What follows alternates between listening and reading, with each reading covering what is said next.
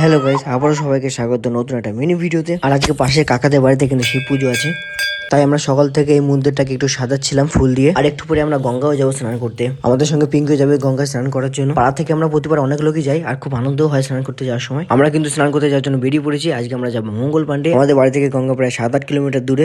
দেখতে দেখতে আমরা কিন্তু মঙ্গল পাণ্ডে ঘাটে চলে এসেছি। আর ঘাটের পাশেই আছে একটা ছোট্ট শিব মন্দির। যে কোনো পুজো পার্বণের দিনে গঙ্গায় স্নান করতে কিন্তু অনেক লোকজন আসে। আর এদিকে আছে আমাদের ছেলে ফেলে, যারা খুব আনন্দ করে স্নান করবে আজকে। আর পিঙ্কি এই প্রথমবার গঙ্গা স্নান করতে এসছে, ওই জন্য ভয় ভয় পাচ্ছিল। আর সত্যি কথা বলতে গঙ্গা জলটা আজকে কিন্তু অনেকটাই ঠান্ডা ছিল। গঙ্গায় স্নান করার আগে অনেকে কিন্তু পুজোও দিয়ে থাকে।